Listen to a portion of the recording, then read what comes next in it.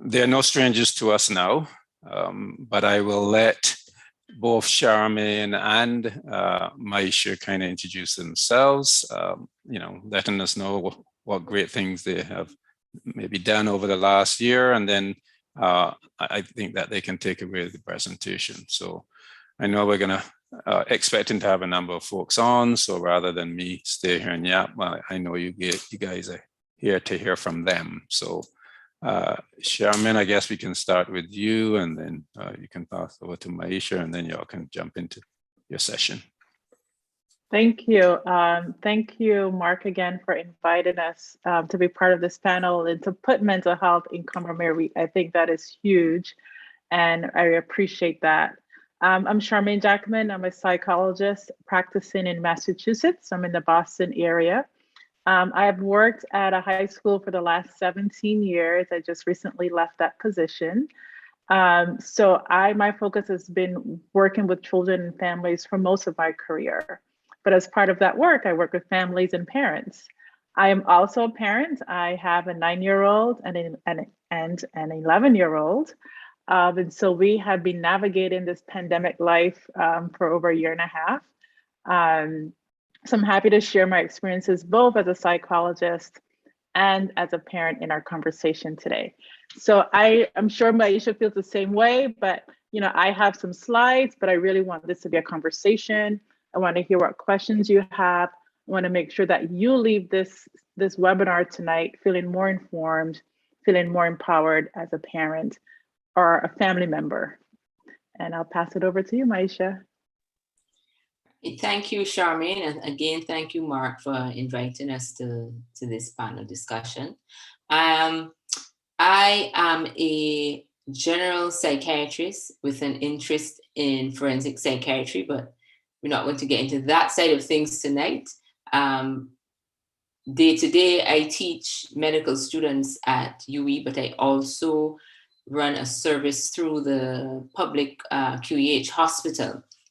And that's where I see the vast majority of children and adolescents who are requiring psychiatric care.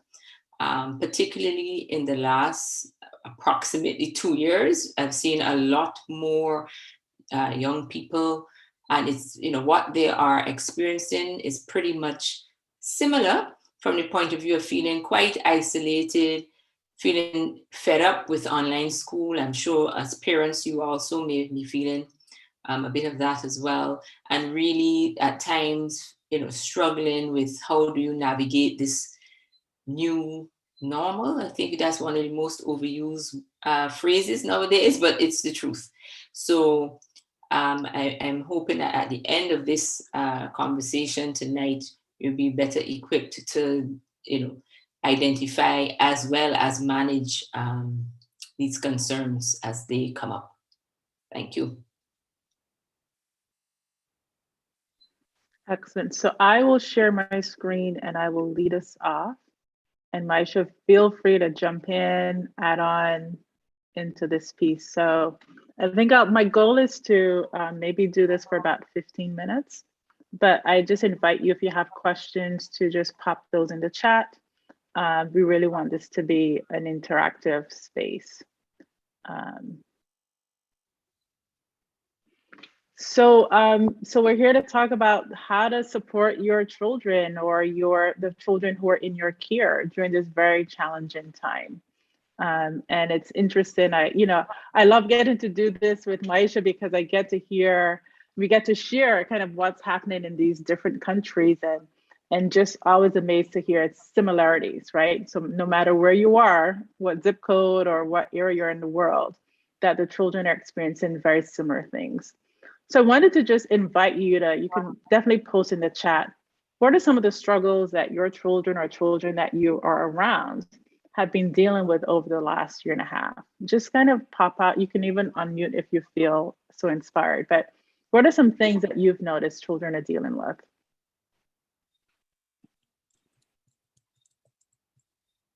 We'll give people a few seconds to type in those responses. You guys didn't think you were going to be going to school today, huh? So as people are maybe feeling a little shy, I would say just some of the things that you mentioned, Maisha, too, right? Just the amount of stress that people have felt with the amount of work that they've had to do in the remote and compared to like live school, missing interactions with the classmates. Absolutely. I think that's one of the number one things, just the feeling of isolation, lots of anxiety, poor sleeping. And I think when you think about adolescents, they tend to have lower sleep anyway. So we've also seen really increases in that as well. But even for younger children, right? I have my work is primarily with high school students or students who are like 13, 14 and above. But we've also seen these same experiences in younger children as well. I'm seeing people saying depression, anxiety, and the fear, right? The news, right? So exposure to the news or hearing conversations that adults were having about the pandemic, about COVID. We've also know that children experience loss, right? So because of COVID, and particularly here in the US, there's been a lot of loss, a lot of death. And so, our young people are acutely aware of that. They've lost family members. I've had students who've lost parents due to COVID. And so having to do that and kind of be in school at the same time is a really odd and awkward experience. So I wanted to just kind of name some of the things that has been stressful for youth. And I have let me show you this other chart here. An organization that I just did a panel with actually earlier today, talking about the same thing, right? What are the adolescents feeling? What are the youth feeling through this experience? And as you see this chart, a lot of them are sharing feelings of depression, stress, and anxiety. And those are really increased. And I think similar to you, Maisha, as you talked about, it also, you're seeing it in the emergency room. So when I worked at the school, we saw increases in number of students who were expressing suicide ideation, wanting to die. I personally had friends whose children were dealing with that. So for me, this hit home both professionally and personally. I think one of the things we really want you to leave from this conversation, and I think growing up, we often think, oh, you're a child, what do you have to worry about, right? You don't have anything to worry about. But I just wanted to just emphasize that what our youth are experiencing is very real for them, even though it may seem kind of minor for us, but it's real for them in the context of the length of their lives. So really being able to take what they're sharing seriously, and finding ways to support them. Just to add on that point, Charmaine, that yes, I always say to parents, whatever stress you feel, that's multiplied that many times for a child. So, you may, as you're saying, it may seem to you, well, that's not a big deal, but for the child, it's a very big deal. And if you throw your mind back to when you were, 10, 11, 15, your whole world was school or home. Right? Mm-hmm. So you're not thinking about, oh no, yes, this problem has a solution. I just have to, you don't know what that is. So everything becomes centered around what's going on. And if there's no school, then it's everything then becomes what is happening at home. And children feel that. They feel that quite a lot. Right. And they don't have the capacity that we have to kind of, like you were mentioning, like the problem solver thing, that things might get better. Sometimes they're hearing snatches of conversations, or they're hearing pieces of conversations. They're not having the big puzzle. And then children fill in the gaps. They make stuff up, right? And so we don't know, if you don't ask them, what are they thinking about? What are some things that they're worried about? We might never know. We don't open a conversation for them to share what's on their minds, and for us to be able to correct that or fill in with accurate information. So it's so important to think about, how do I talk to my children about this, regardless of their age, right? There are always ways that you can do it at an age appropriate level, or a level that they can understand.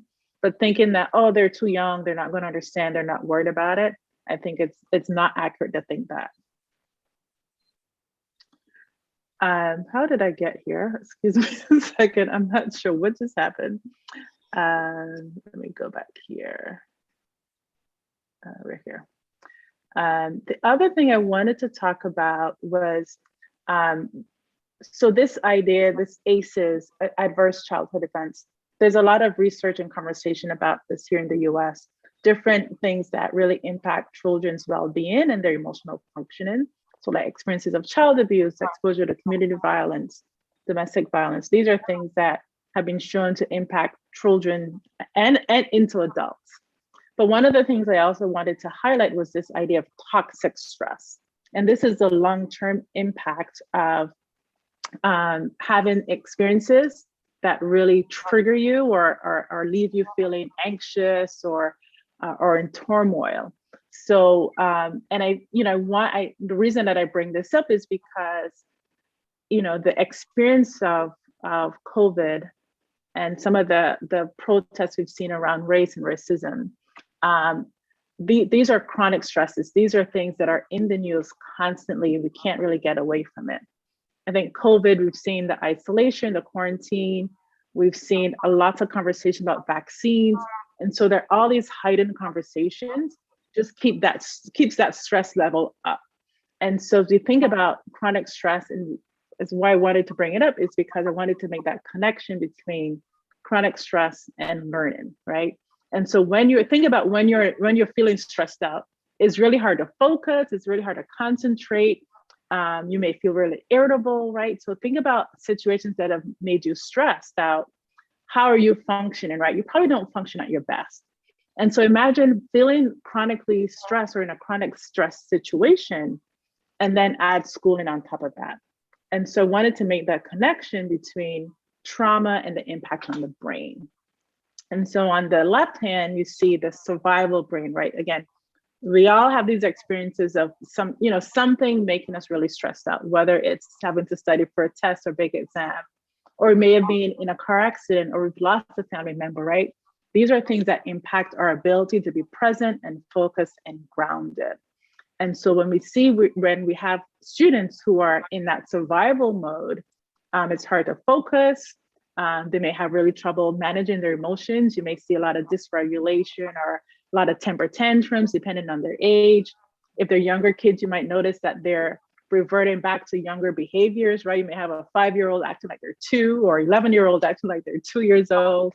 For younger kids who can't express themselves, maybe they were potty trained, but now they're wet in their beds again, right? So there are ways in which, depending on the age of the child, when they're feeling stressed out, there are ways that manifests. And so when we're in survival brain, it's really hard to learn. And that's the important piece, right? And when we heard students talk about feeling overwhelmed with school, there's so much work.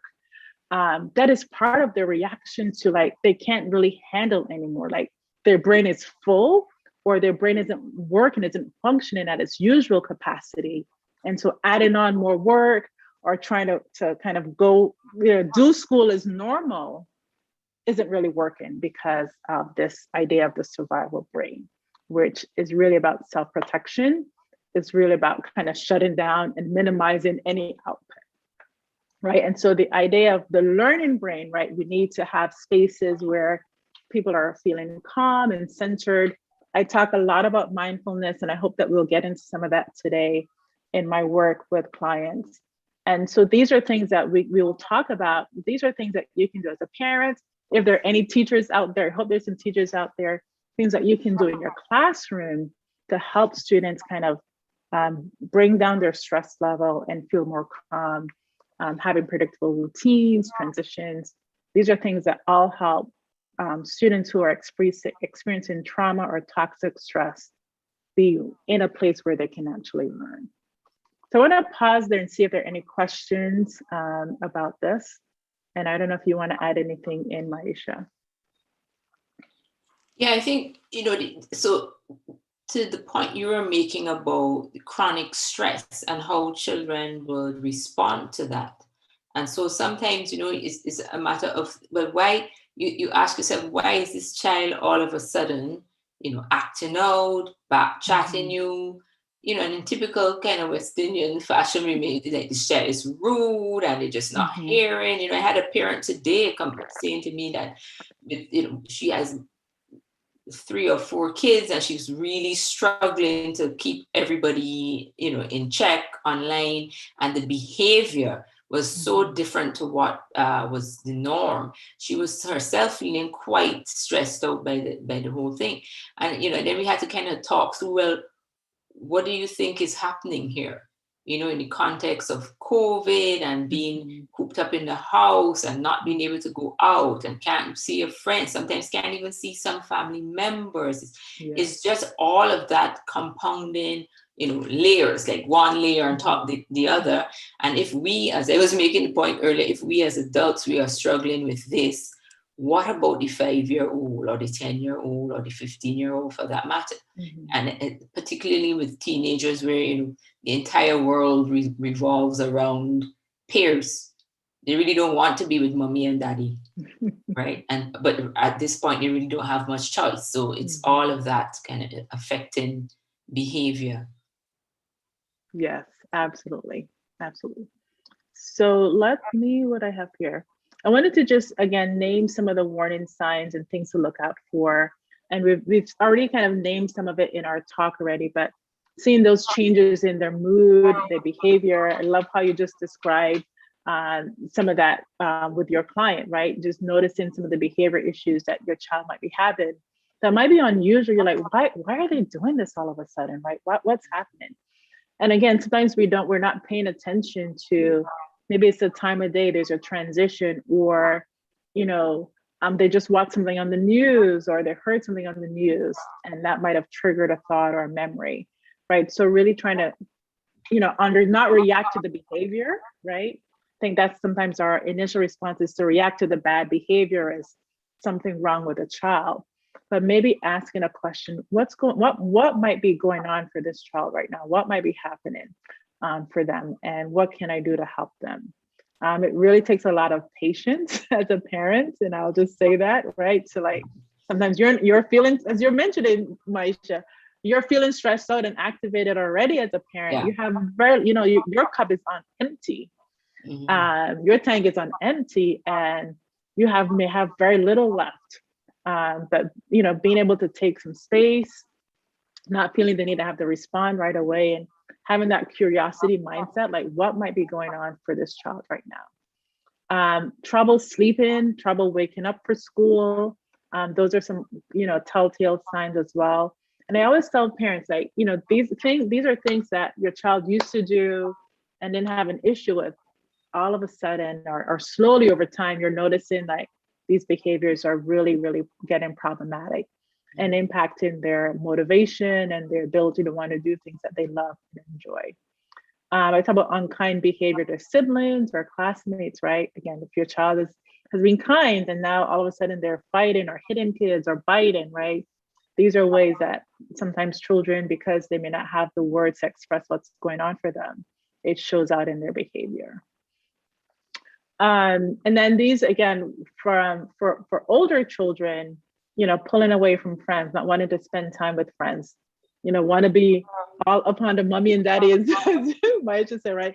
That might be a sign like, you might like it, but you're like, why do they want to be home all of a sudden, right? And then, I always, and I know you'll agree with me, Maisha, like whenever a student shares with me that they're having thoughts of hurting or killing themselves, I always take that seriously. We have a conversation. I get the parents involved right away, and let's think about how we support the youth around these very, very, very scary thoughts. And it's funny because I work at a high school, I think only about high school kids. But what we've been noticing in the data here in the US is that children younger and younger are also experiencing thoughts of suicide. And we're saying Black children in particular, children like 8, 9, 10, 11 are having more and more experiences of suicide and more completed suicides. Yeah. So again, I want to emphasize the point that, if a child is saying they don't want to be around or they feel like they want to die, really, really, again, putting on that curiosity mindset and trying to understand what's going on versus saying, oh, you don't feel that way. You don't want to ever minimize one's feelings. Yeah. So I just want to highlight that. I just want to add on that topic about suicide in general, because from country to country, when suicide occurs can be very different. But in general, we know that across a lifespan, there's a double bump of risk in terms of late adolescence, early adulthood is one risk period, and then in the elderly is the other risk period. So just to underscore your point, Charmaine, that never ever ignore a young person who is saying, even if it's, I wish the world would just open up and swallow me up, which is more like a death wish. Even if it's that and it's not active suicidal thoughts and plans and behavior, you still want to take it seriously, because the young person is saying, something is wrong and I am reaching out to you and I want help. That's what they're saying. So you don't scoff and say, oh, this child always looking for attention. I get that a lot from some parents and children and people who are, guardians, kind of play off, this child is always attention seeking and they just want, me to pay them notice. Don't do that, right? It's important to take it seriously. Yeah. And I have on my YouTube page, and I'll put the link in the chat in a few minutes. I did a training with another organization around suicide prevention and understanding the signs and symptoms. So definitely advise people, definitely check that out. But yeah, I think your point is really well taken. And I love that you talk about just the lifespan as well. And so some of us are in that middle place where we're parents and caretaking our children, but we're also caring for our aging parents. So really being mindful of that as well. So yeah, thank you for highlighting that. So I love this quote, and this really speaks to the point that Maisha and I have been talking about. Children have never been good at listening to their elders, but they have never failed to imitate them. This is a quote by James Baldwin. And the reason I put that there is the thing you talked about very, very early on, Maisha, is how are you doing as a parent, right? How are you doing? And if you're stressed out, if you're not doing well, trust me, they're going to pick up on that. Kids are very intuitive. They pick up on how you're doing, and the skills that you're using to manage stress, they're going to use. So if your skills are unhealthy, they're going to use those unhealthy skills too. And you'll see it play out in how they react or interact with their friends or with their siblings, right? And you're like, ooh, and I've seen that, like, oh, that's how mommy sounds, right? Because they're imitating us, right? And so it's so important for us to also start to think about our own stress level, right? And I really want to just emphasize that, while we're talking about how to support our children, we have to start first by looking at us and think about what we need. I always flash you that little speech that when you're flying, right? The flight attendants always say, put your mask on first, put your oxygen mask on first before you help someone else, right? Because if you lose oxygen, that means you're done for, right? You can't help anybody else. And so it's so important for you as a parent or a caregiver, as a teacher, to assess your stress. How are you doing? What are your signs of stress? And being honest with yourself, right? Mine is like, when I get stressed out, I don't sleep, right? I kind of stay up and try to tackle my to-do list, right? So I know that's my thing. And I love to work out. And if I'm stressed out, I don't work out, right? So those are my signs. So even if I'm not, paying attention, I can tell by my behaviors. And then my family will tell me, oh, you're a little grumpy right now, right? So it comes out in my relationships and how my patience, right? I don't have a lot of patience. Things get on my nerves really easily. So I know those are my signs of my stress. And I'm working, right? I'm building my own toolkit of how to navigate and how to reduce that stress when I'm seeing it. And so I really want everyone to kind of take a minute and do an inventory. How does stress show up for you in your body? And the reason that I really make that connection, because when we're stressed out, it often shows up in our bodies first. You might get sick. We might start to lose our hair, right? We might start eating more junk food, right? We might start craving things that are unhealthier. So what are your personal signs of stress? I'm not going to ask you to share them, right? But I want you to take inventory of how you get stressed out. What does that look like for you? And And I don't know, Maisha, I have some stuff here. So I don't know, is there anything you want to jump in? And then I have some tools, I want to just practice some self-care tools.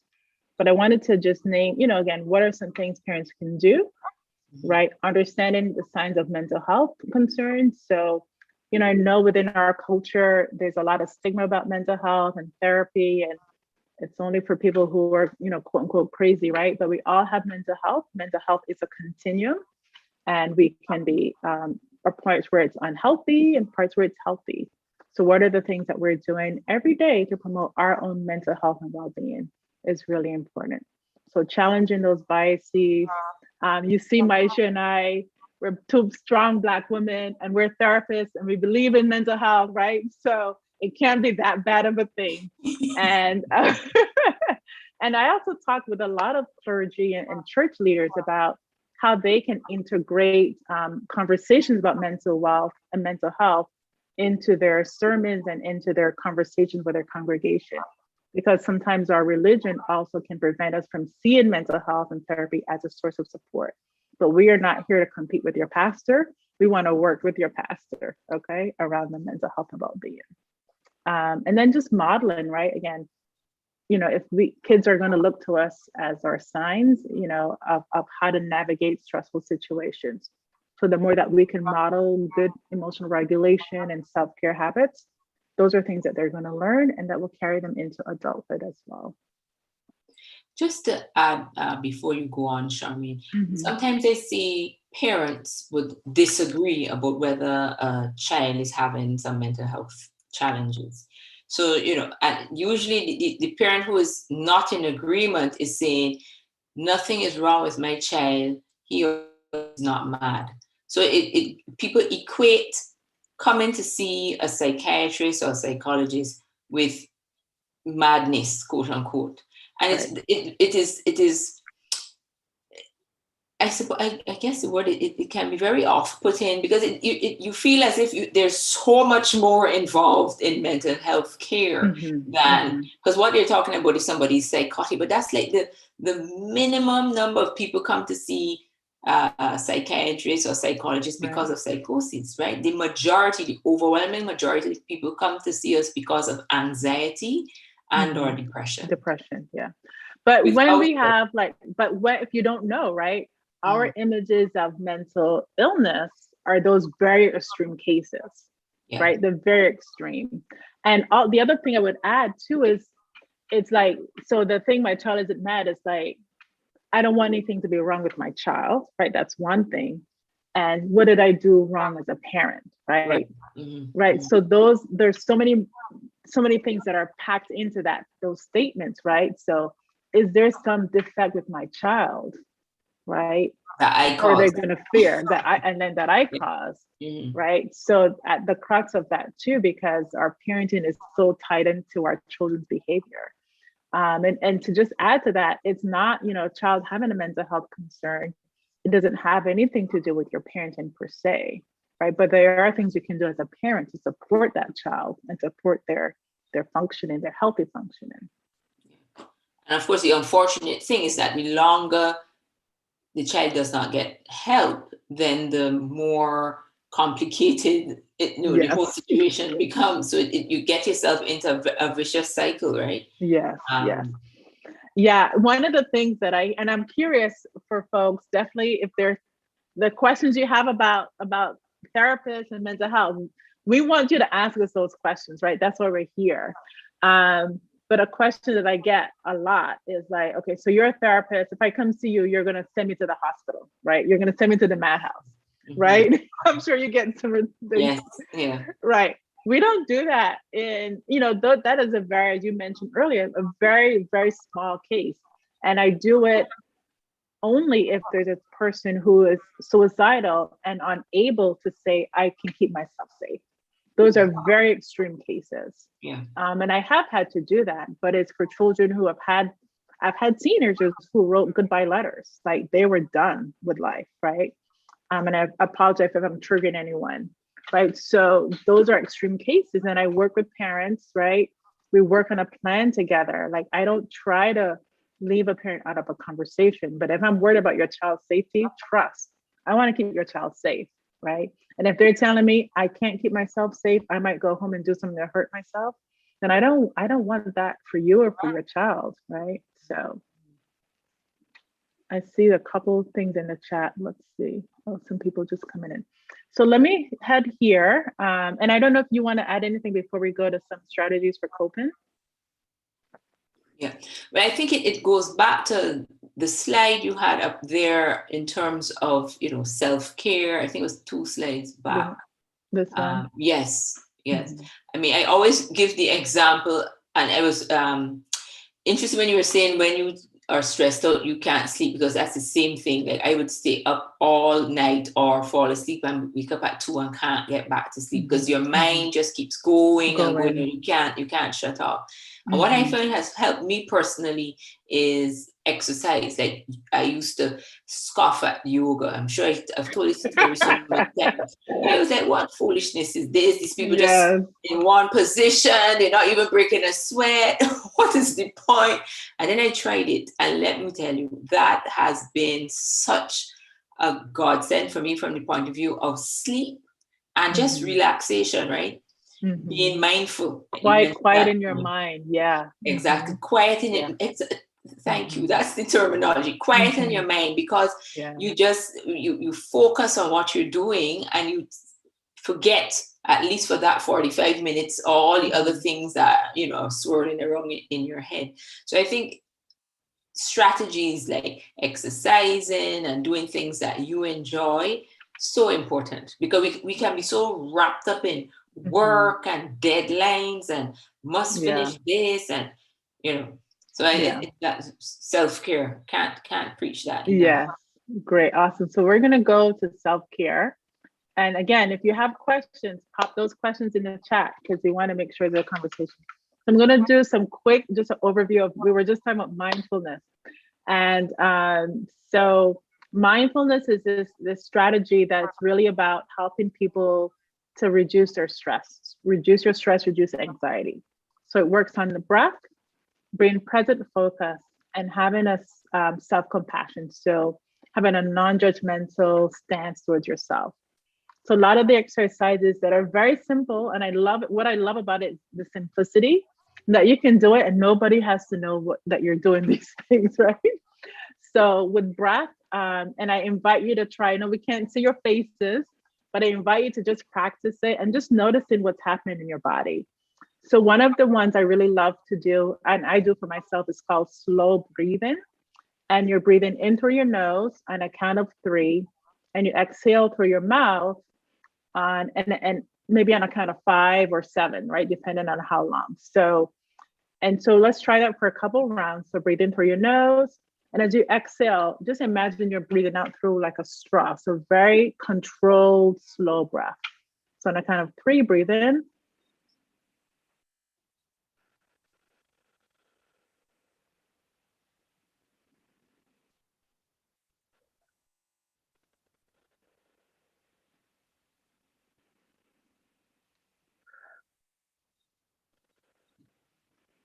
So whenever I'm doing the breath, I notice right away, if you were practicing, like for me, I carry a lot of my stress in my shoulders. So my shoulders are always like up to my ears. So when I do that, I immediately, like by the second breath, my shoulders are like dropping. So that's a really nice exercise. And those are, breathing techniques you can use with your kids as well. And there are a lot of apps, I'm happy to share different resources for that. The other one is grounding techniques. So that helps you to be present focused. And they're the best ones are using your senses. So I do one that's called 5, 4, 3, 2, 1. And you're using your senses to tap into your environment. It doesn't really matter which one you start with, but some are harder, you might imagine, than others. So I usually start with 5 things you can see. So you just kind of look around and name 5 things that you can see in your environment. 4 things you can touch or feel. So for example, I can feel the tights I have on, I can feel my body in the chair. I can feel the desk that I'm touching, there's a coldness in my computer. 3 things you can hear. right? So you're tapping into your sound, your surrounding. 2 things you can smell. 1 thing you can taste. And then I always add a bonus, 1 good thing about you.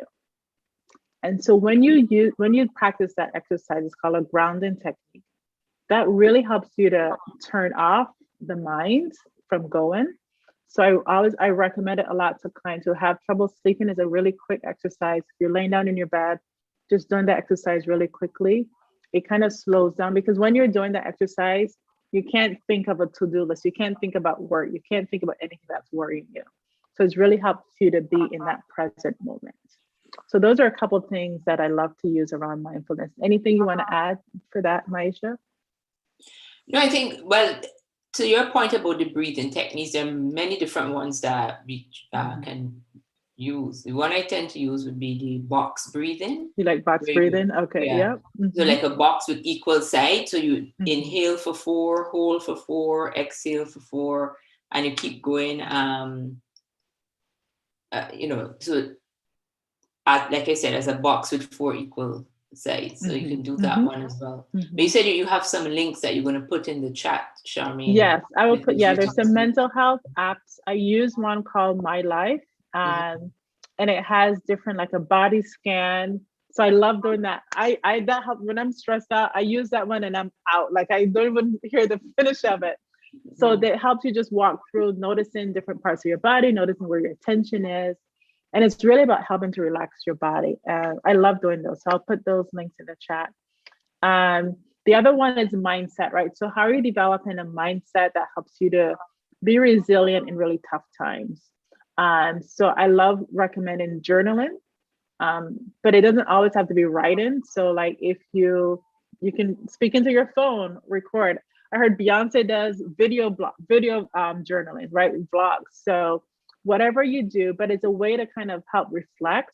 So you're not kind of repeating the same mistakes over and over. And I love when you talk about sometimes we're so busy, right? We're going, and we're adding things to our schedule because we don't want to give ourselves that quiet time, right? That space just to be and just think about what's going on. What am I doing? What is my purpose? What's my vision, right? So that reflection time is really important. How do you talk to yourself? We all have these inner voices that sometimes can be very encouraging, but also can be very critical, right? So what are the messages that you're telling yourself, and how do you build up those positive messages? And then I love the idea of gratitude, and gratitude has been shown to have so many positive effects for your emotional well-being. It helps manage stress and depression. It's really about appreciating and thanking your higher power, or being grateful for the things that you have. And regardless of what difficult situation that we're in, as long as we have breath, there's always something to be thankful for. So one exercise that I use with clients is having them start and end their day by listing out 2 to 3 things that they're thankful for. Just very simple, 2 to 3 things you're thankful for. And that can help you start your day on a very positive note. It can help you end your day on a positive note as well. So those are some really key strategies that I use with clients. And then the last one is this mind-body connection. And I love that Maisha talked about yoga. I'm still in my resistance with yoga. I'm at that content. I know it's gonna be good for me. And my plan is to sign up for a class so I can actually just do it. My husband has a yoga. This is my husband here in this t-shirt. He has a yoga practice and he's trying to get me to them. Like, dude, like you can't. Like I have to come to my own relationship with it. But what I talk about, and I talked about this earlier, this mind-body connection, right? Whatever emotional tensions we're having is going to show up in our body. And so I tell people, if you don't like the idea of talk therapy, try to find something that involves your body that helps you to release that toxic stress. And something that I started doing that I never thought I would, and I started doing during COVID, is walking, right? And that was something my mom does, right? That's for people my mom's age. That's not for me. But I have found so much joy in walking in the different, I have different seasons here, but just, noticing the gardens, noticing the trees, and during COVID, as the different seasons came in and out, just being out there. I take my phone, but I don't listen to music. And I do those present focus activities. I pay attention to the sounds. I would smell flowers, like just walking, because I was so present and focused. So walking is my new jam. Digging into your hobbies, right? So sometimes you had hobbies as a kid, going back to some of those things, and building community. I know we've been really isolated and had a quarantine. And so what are ways that you can continue to build community? And the idea of this, my 3M's of mental wellness, the whole thing is do what brings you joy. So do something every day that makes you smile, that makes you laugh. And for me, that's the heart of, building and sustaining a self-care practice for mental wellness. So I think I just have a couple more slides and then I can stop sharing the screen. My call to action is, what is something you're going to do that you want to use for yourself or for your child after today? But I will put these links in the chat. I have a survey that's called My Therapy Experiences, and it really helps me kind of hear what people's ideas of therapy has been as children and what their experiences of therapy are now, what they've been told, what messages you've been told about therapy, and from childhood to now. So and I'll put that link in the chat, but we really want to get your ideas around that. And then I have lots of resources on our website, so feel free to take a screenshot, but I also put the links in the chat. Follow us on Instagram and Twitter. We have a new YouTube page with lots and lots of resources and conversations that I've had with mental health professionals. Like I said, there's a suicide training on there. Lots of conversations with mental health professionals around mental health and well-being. I've done some podcasts around emotional well-being. So lots of really good resources out there. So I'm going to stop sharing my screen and I'll pop those resources in the chat. But we'd love to open up the conversation now to hear what's on your mind. What questions do you have? And I see There's a question in the chat, Sharon. Yeah, I see it. Yeah. So with children who may be having issues, let me read it first. Okay, so the first part of the question is, if you have a child and they're having issues, are parents involved in the sessions? Really good question. And then the second part is, so I think it depends on the child. The way that I run my practice, it's important for me, I tend to see older children in my practice. So kids who are in high school. But for me, the family unit is really important. So I have colleagues who practice with adolescents and they're never involved the parents. And I think, Black parents don't like that. It's like, what are you talking to my child? And I can't be part of that. So it's not been my practice to practice without involving the parents. So we may start the sessions together, then I meet with the child, and then we come back together. And I always say to the adolescent, what do you want to share? What are some things you want to make sure you bring in with your parent? Because they're only seeing me once a week. So they have 7 other days, particularly seeing weekly. There's a lot of other time that they're not with me. So it is about, depending on the issue, it is about trying to build that communication as a family. So that's my practice. How about for you, Maisha? Yes, I was just thinking, so it's very much dependent on the age of the child. I think for a very young child, of course, you have to have the parent present. But with teenagers, adolescents, the way I do it in the beginning, so the first session, I have both people, let the child and the parent in, and I explain how the sessions are going to run. So the session is the adolescent session, but I also may wish to speak to the parent from time to time, and I explain about limits of confidentiality. And I find a lot of times parents intrude too much, quite frankly, and they want to know things that the child may not necessarily want them to know. So I explain to the child, what we talk about remains between us, except if there are high risk situations, and I explain to them what that means and so on. But moving forward, the sessions for the older teenager would be with the just me and the teenager, except, as I said, if there are areas of concern.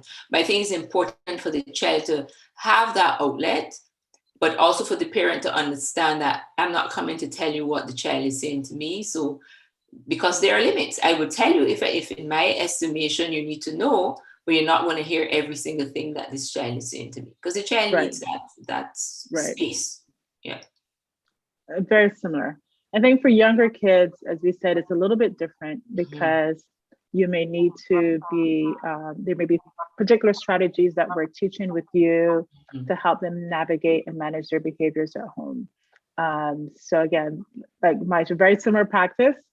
So they're dependent on the child's age.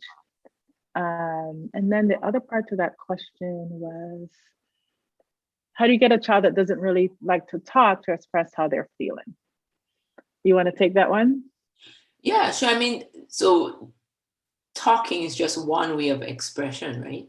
So sometimes what you're saying about journaling, that's another way. Sometimes, for example, this week I had one child who very much take to his room, want nothing to do with the parents. And when I broke down, well, what is the issue? It was, well, I just want to have a space where it's not everybody and my grandmother and everybody. I just want like an hour or two with my dad, just me and him.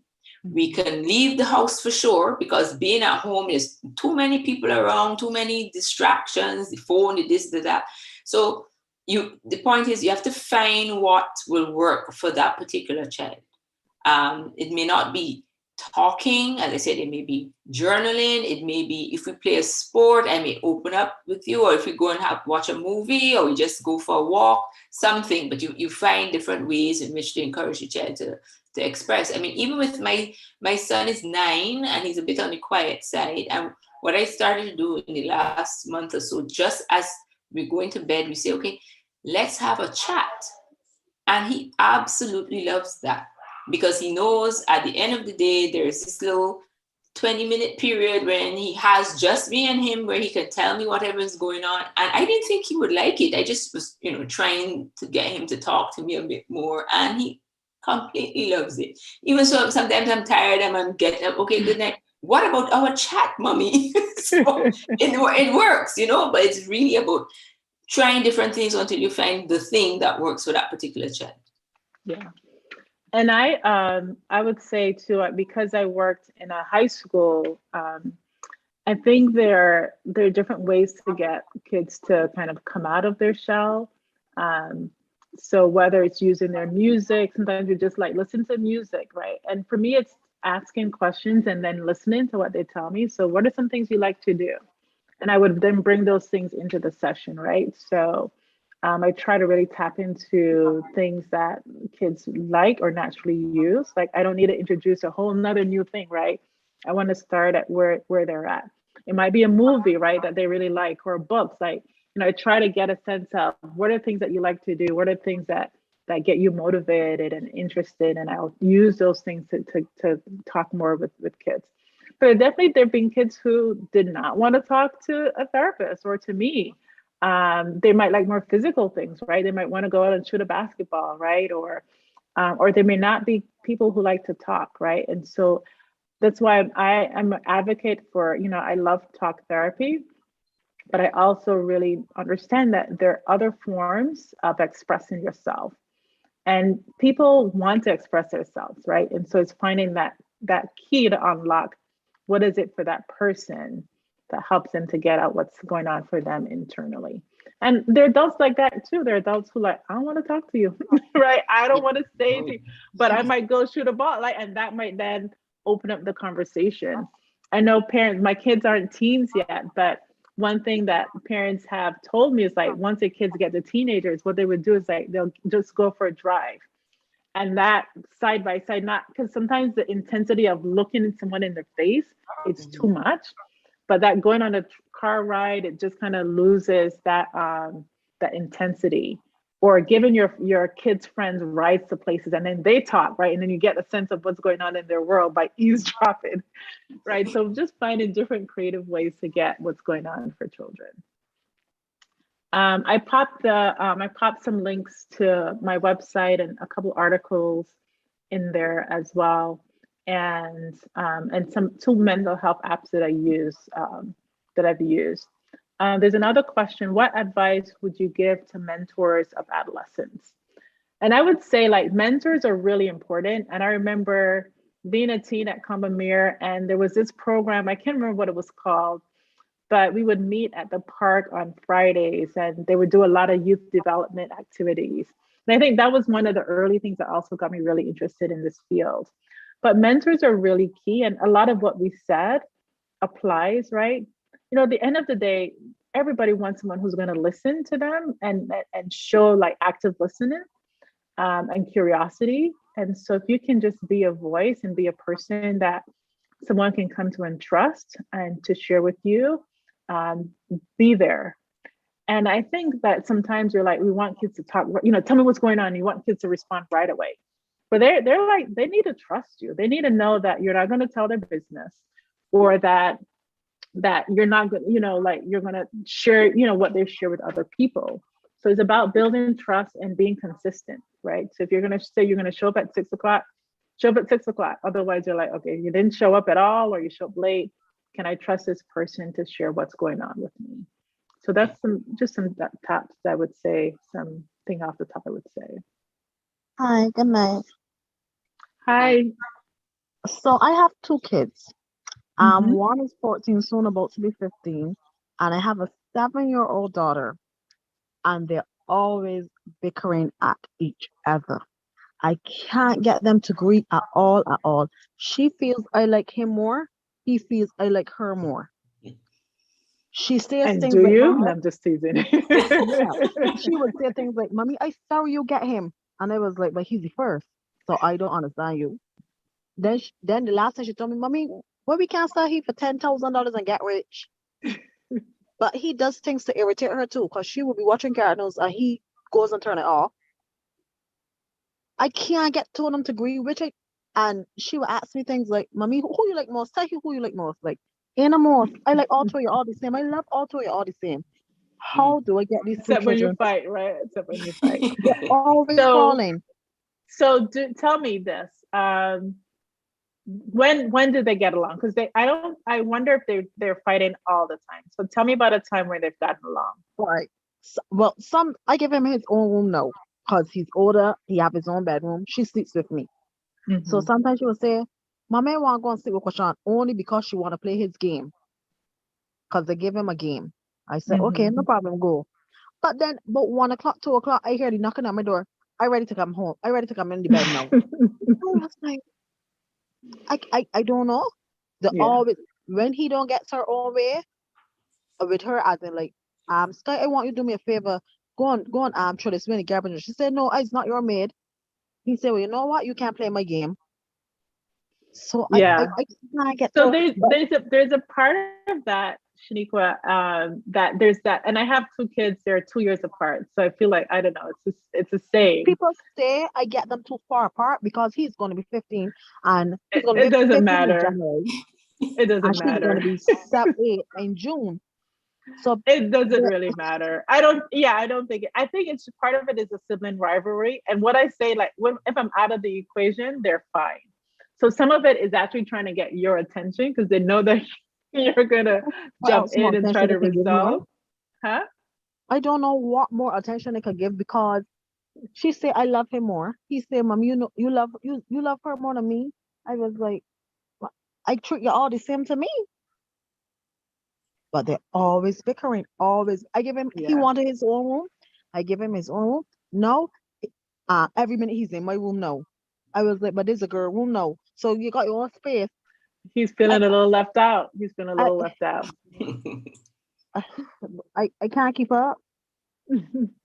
Any words of wisdom, But and Dr. maybe I was just Maisha? thinking, because of the difference in the age, I wondered if, because typically you say, well, let's try and see something that they can bond over. But given one is 15 and one is 7, maybe some type of reward system would work in terms of the behavior. So if you all get along well today, then X thing may happen. Maybe you don't have to do a particular chore, or you get, $1, whatever it is, something that you think will be helpful. Because the idea is, you all are old enough to understand that the behavior does not need to go on like this. So maybe some type of reward chart or something like that may help them kind of stay civil with each other. But I agree with Charmaine. That sounds like a lot of let's see if you could get mommy's attention now. Who can get it? Yeah. But he was, And it's he was there, and like, he was there before her a long time. Like, so I don't know if he feel that, but she no come, take away all his attention. But I'm saying that as you get older, you know how to say, as you get older, you drift away from your parents, you want to do your own thing. He goes to her, they're far apart. She plays with Barbies. He likes football. He goes outside with his friends, teenagers. She's a little girl. So there's a girl and a boy. They're so different. She likes what she likes. He likes what he likes. So I can't get them to get along.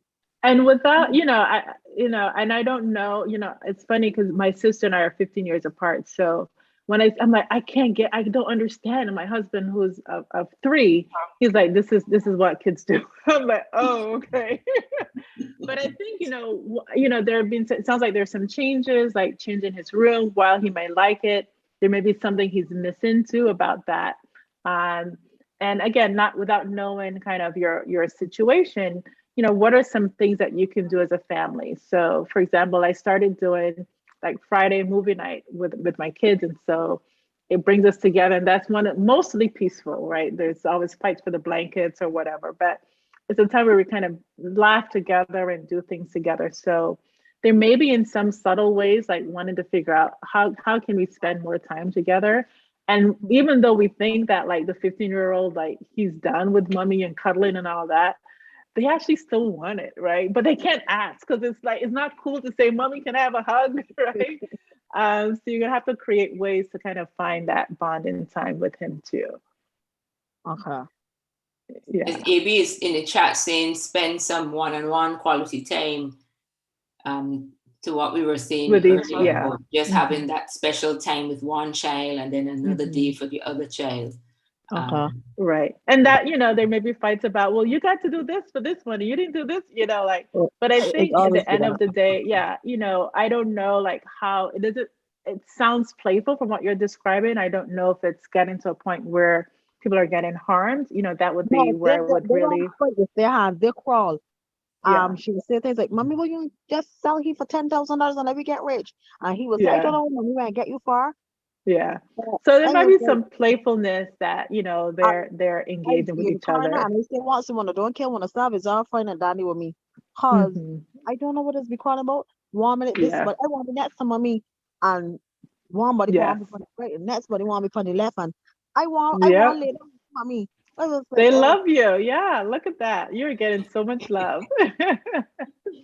I was like, if I give somebody a 2 donuts, one body want the same color. I want the pink one. It was like, the crawl over everything. Yes. Very good. Thank you so much for that question and sharing that, Shaniqua. I can't remember, how long are we going tonight?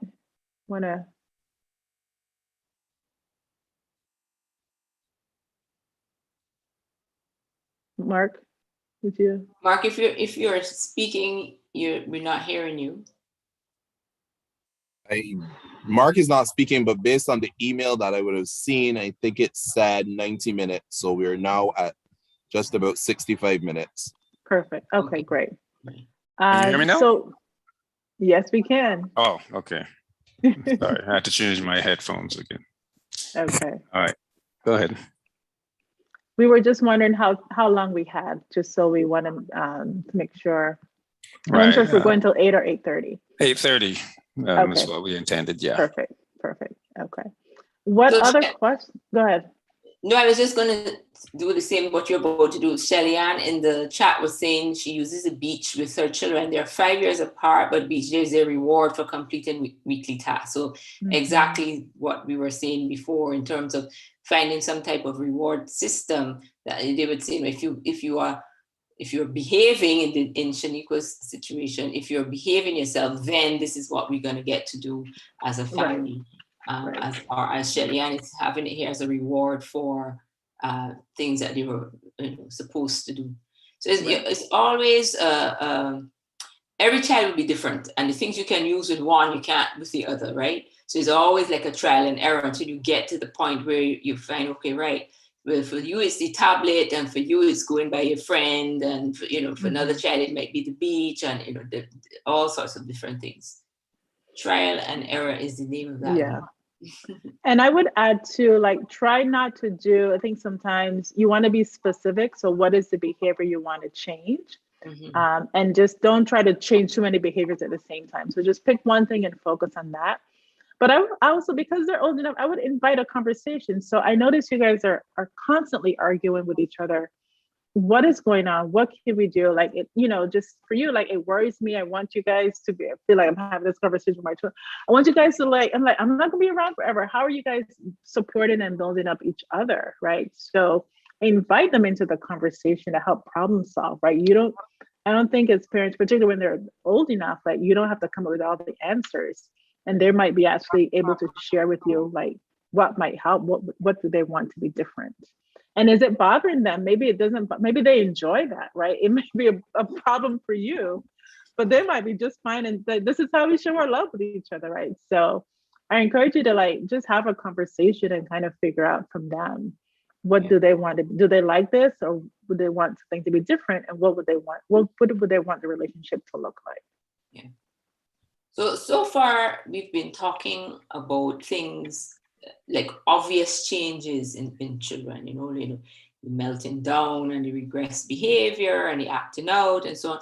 But equally important would be the more subtle things. So a child who, just a little bit more clingy than usual, or not paying attention in class, or, just not completing homework, or just be tearful. And you want to have the conversation. What is happening? How can we address this? What is it that is worrying you? And what would you like to do in terms of, is it that you feel like you're too cooped up at home, you're not seeing your friends as before? How can we organize around that? And hopefully, you'll be able to do a bit more than, say, when we were under the first lockdown, when you couldn't do very much. I know parents, different people have been doing like their own little bubbles. So everybody in this bubble was fully vaccinated, or we don't go out very much. We stick with our bubble members, and so you feel a bit more safe to have your kids interact with those children. So you have to find ways of functioning so that children do not feel so isolated, because this has been going on for quite a while, right? In the beginning, like last year, was it April, May, when we were on full lockdown? I mean, could you imagine if we had to continue at that pace from then until now?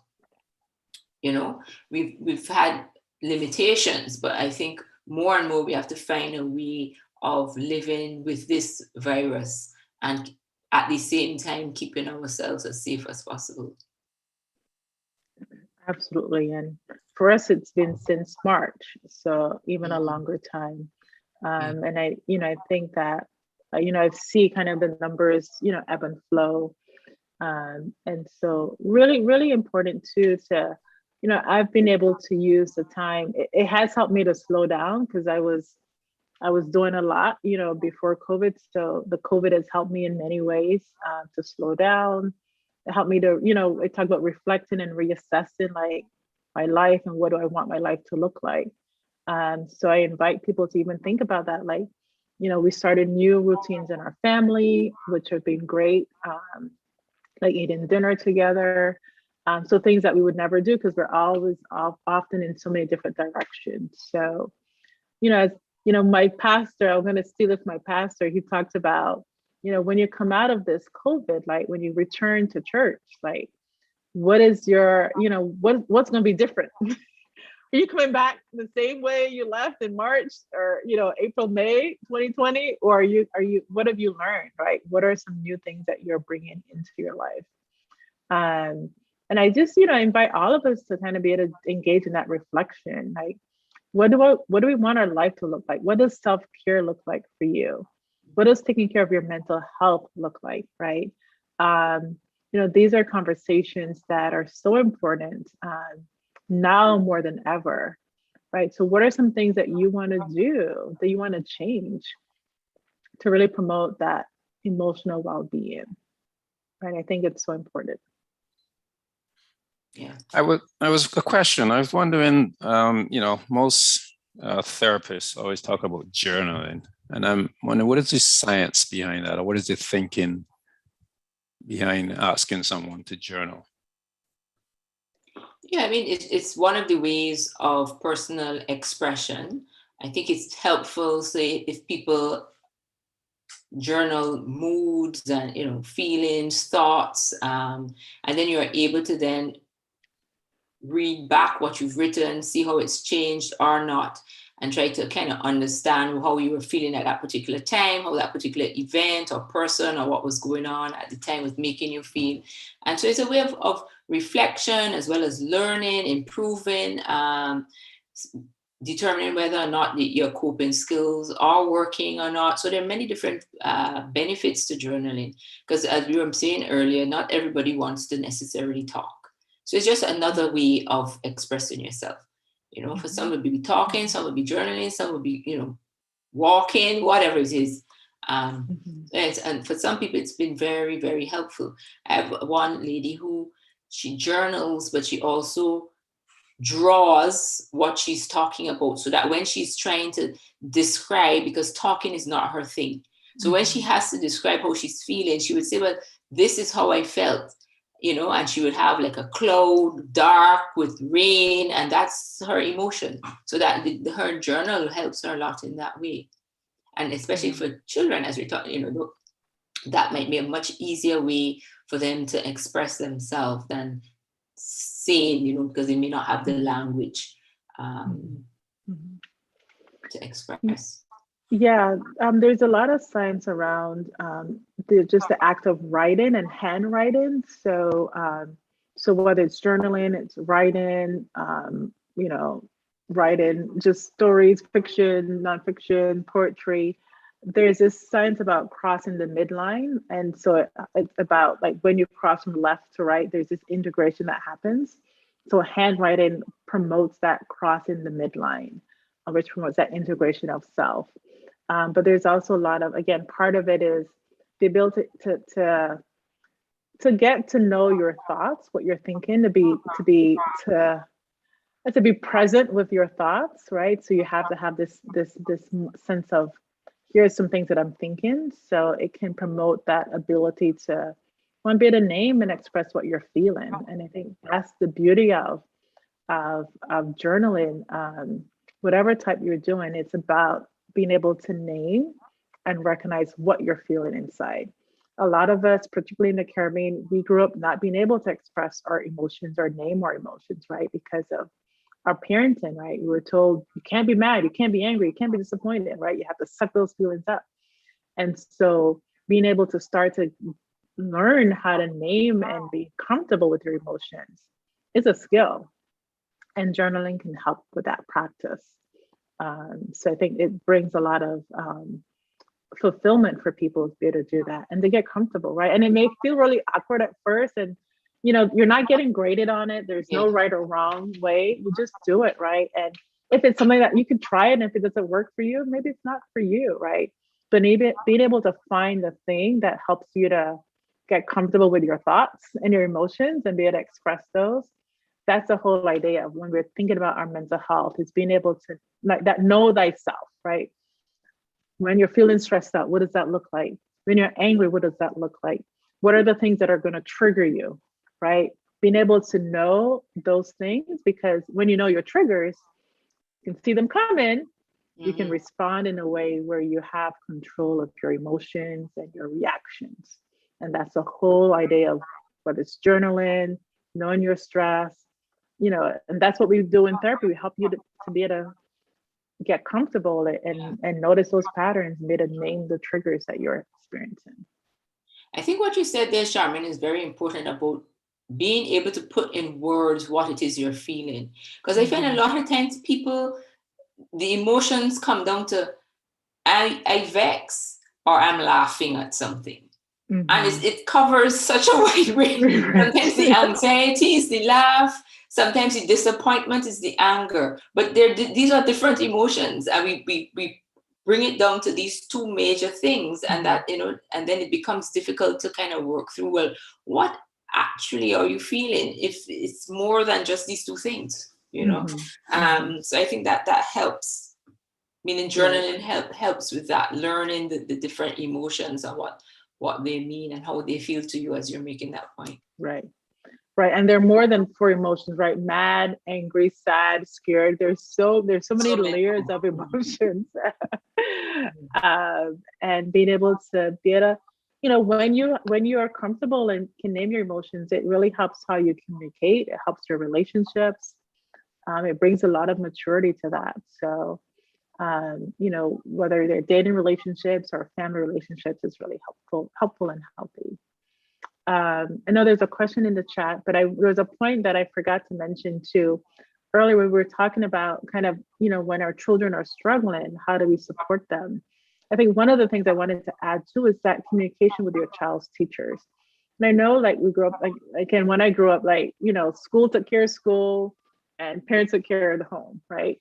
But, you know, we're seeing more of that collaboration between home and school. And so if you're noticing things that your child is experiencing at school, at home, you know, reaching out to the teacher, like, are you seeing this at school too? Or this is only, you know, connected to the environment at home? Or if it is showing up at school, like, okay, so this might be more serious. You have to take this more seriously. What might be going on? So using your schools and your teachers as partners in helping you also in supporting your child's behavior.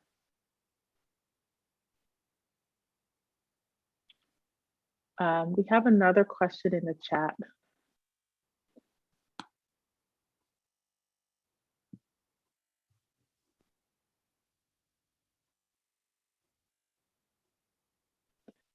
School, I went to school in old days. The old days, go to school, right?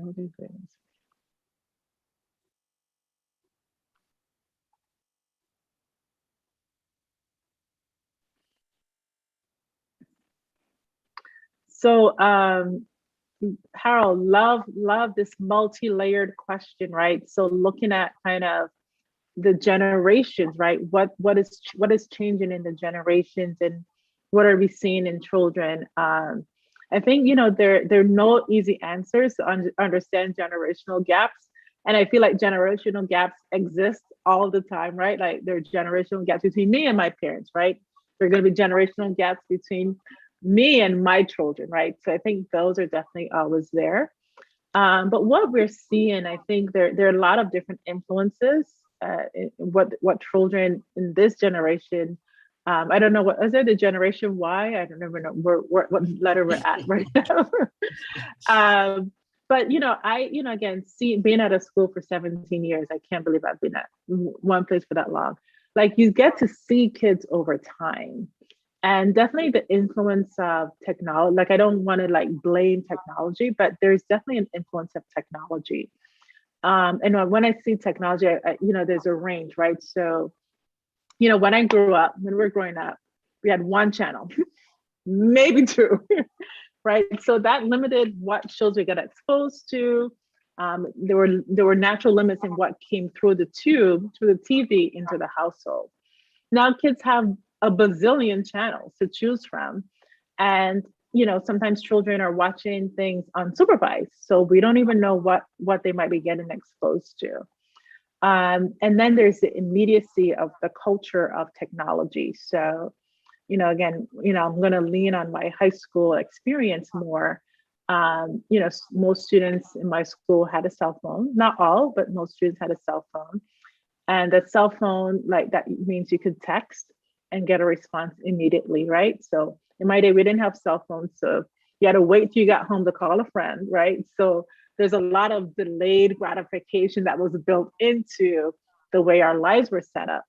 Right now, for kids, everything is immediate, right? You text and your friend doesn't respond, whoo, drama, right? Someone just reached out for looking for experts about double texting. That means like you're texting somebody 2 times in a row. I'm like, this is a problem when you're dating, like, so just the technology has brought on so many issues. Also looking at the type of shows that are on television. So a lot of, again, when I'm, with the high school students in this generation, a lot of their shows are about drama, right? The real life, the real reality TV, but is this also contrived drama? So just and what I would see over the course of time is just low frustration, tolerance, inability to manage conflict. Something happens, they're ready to fight and jump in, right? So, so there's the ways that they're being educated through TV, which a lot of, for a lot of us, TV was part of our socialization. But their socialization through the media isn't really helping to build positive and healthy skills. Yeah. Right. So I think that's a lot of what we're seeing.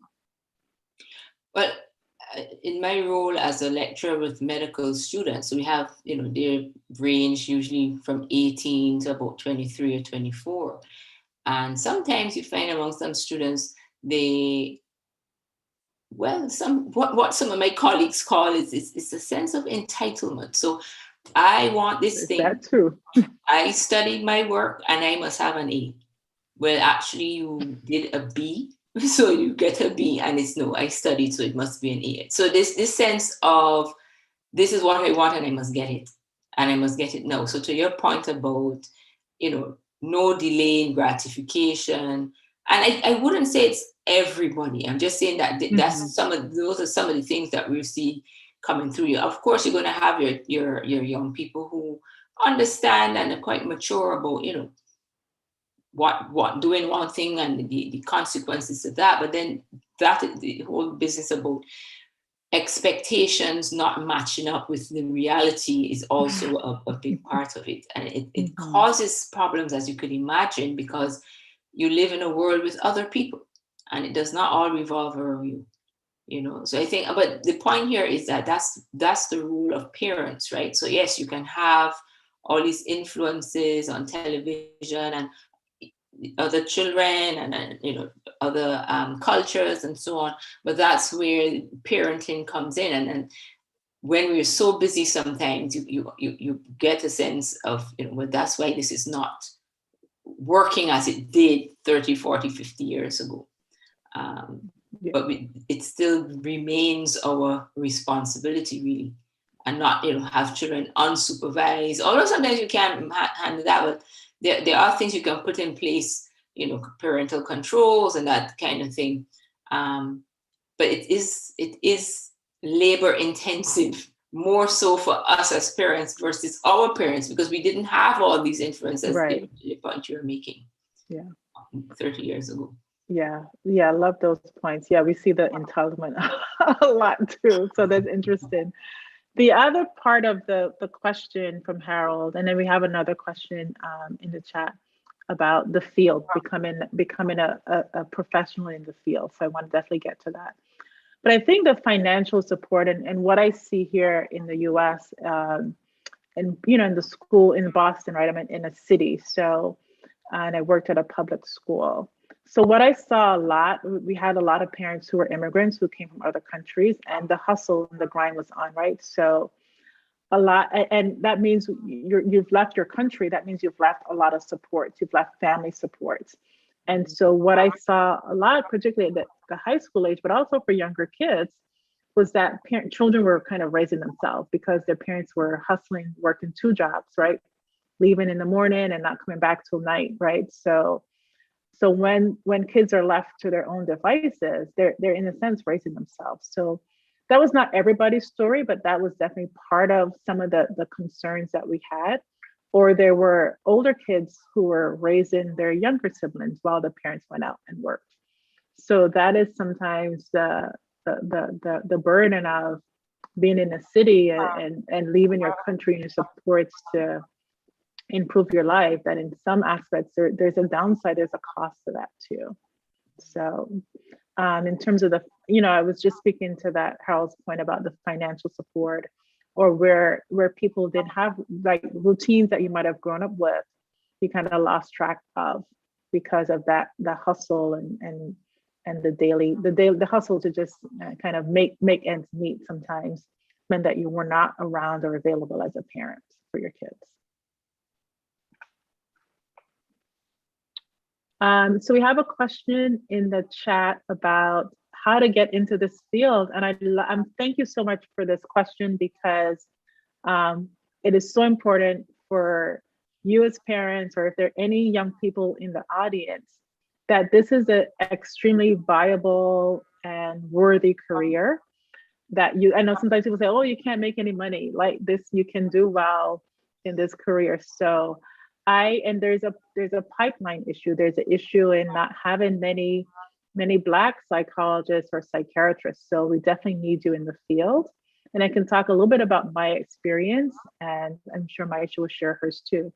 When I was in our day, I never met a psychologist, but I knew very early on I wanted to be one. I had the Bob Newhart show, but I also loved my sociology class. So there were conversations I was having with some adults around, but I kind of loved talking to my friends and hearing about their problems and trying to help them solve their problems.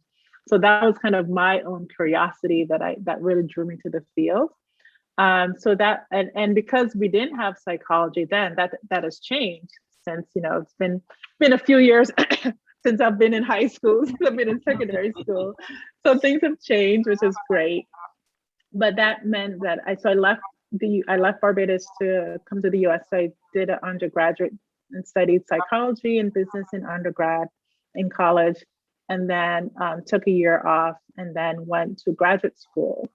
So I got into a program that where I was able to get my master's and PhD along the same lines. You can definitely have a career as a mental health professional with a master's degree. I knew I wanted to get a doctorate, so that was kind of my vision for my career. So that meant 4 years of coursework and a year of internship, because I did it all together. Some people do a master's first and they take time off and then they go back and do a PhD. So that can extend your time frame. And in the US, PhD programs in state schools are often paid for. So I was really fortunate to have that be paid. My graduate school education was actually paid for by the school I was at, because there's a lot of money they get from the federal government and for research and things like that. So it was actually less expensive to get my doctorate than it was to get my college degree. Right. Okay. Well, I entered medical school with the idea of becoming a pediatrician, but then when I actually started to do the rotations, because medical school is 5 years, and in that 5 years you do everything in most of the major specialties in medicine. When I did psychiatry, I was absolutely blown away. I thought, isn't it amazing that you have a specialty where you can learn about human behavior and how to change it and why people behave the way they do it. That was just like sliced bread for me, right? So I dropped the idea of becoming a pediatrician, and psychiatry was it for me at that point. Wow. So it was 5 years medical school, a year and a half internship, and then 4 years of specialization in psychiatry. I love the whole field. As I said, I could not do anything else for the reasons I gave. Yeah.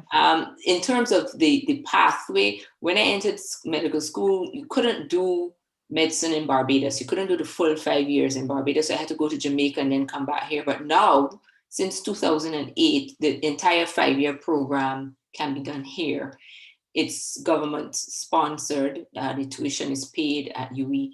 Internship can be done here, and that's when you earn a salary. And then the post-grad training can also be done here in psychiatry. I also went on and did a master's degree in forensic psychiatry, but that is not offered in the Caribbean. I had to go to the UK for that. But you can subspecialize in child and adolescent psychiatry in Jamaica. So there are many different pathways. So yeah, that's pretty much how I got into this And it's so funny because I don't think we ever said that. So Maisha and I were in the same year at Combermere. So would never have imagined that our paths would have, brought us to this. Because I know you were on the med, you're like the pre-med track. Yeah.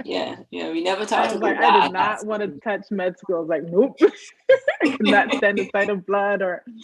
And I also did a forensic psychology postdoctoral fellowship. So it's so funny how our careers have intertwined in so similar paths. Yeah. Combermere. That explains it all. So are there any other mental health professionals that have come out? I'm sure they've come out of Combermere. I'm sure it'll be nice to know and kind of maybe connect with each other. I have a few residents in training now who would have gone to Combermere as well. Nice. So yeah. Nice. Great. This was wonderful as always. Thank you for having us, and thank you all for your questions and your engagement.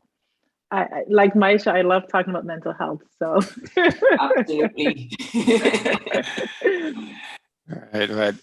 So I think we're almost on. Well, we are on the half an hour. So I would like to, on behalf of the old scholars, to thank you, Maisha, and you, Charmaine, for coming back again. So I having come twice, that means you have to come again because because I've been outside the US for just about I've never been to an old scholar, so I want to come, and so hopefully next year if I come, if I'm invited, I want to be able to do it in person. That would be great, and we're hoping that living with COVID allows us to do things in person. Yes. I think definitely we have to live with it. So thank you very much, and we wish you all the best, Charmaine in the US and Maisha here in Barbados. And life is so funny that you don't see people even in Barbados, especially now with COVID at all. I used to see my Chevy now and again, but I haven't seen her since last year on the screen. So I guess I'll see you next year on the screen again. Yeah. And again, I just want to thank you for bringing mental health to this platform. Like, you didn't have to. And I think it's so important for people to just have these conversations, to normalize the conversations. And so I just applaud you and applaud everyone for being here, for showing up for this conversation. So thank you. You're welcome. Yeah, we definitely need to change the narrative on that one. Yeah. Oh, yes. Thank you very much for having us. Thank you, everyone. Thanks for joining. Bye-bye. Good night, everybody.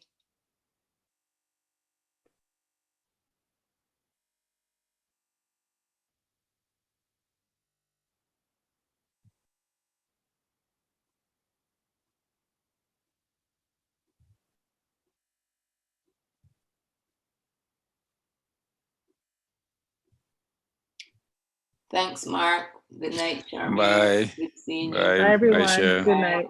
Bye-bye. Bye.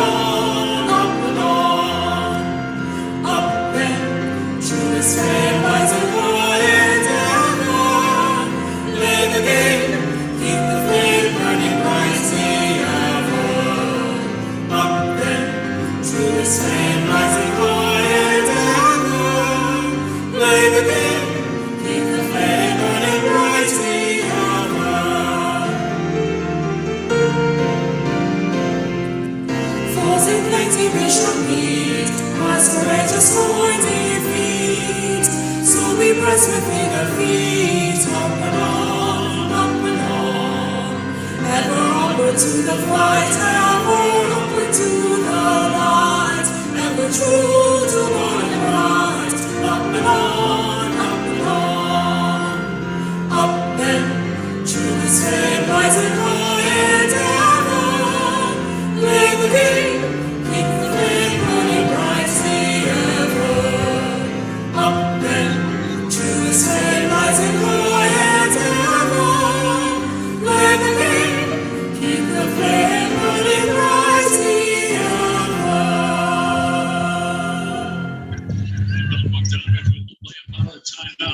Good night, folks. Inside 3 minutes to go here in the first half. Here we go.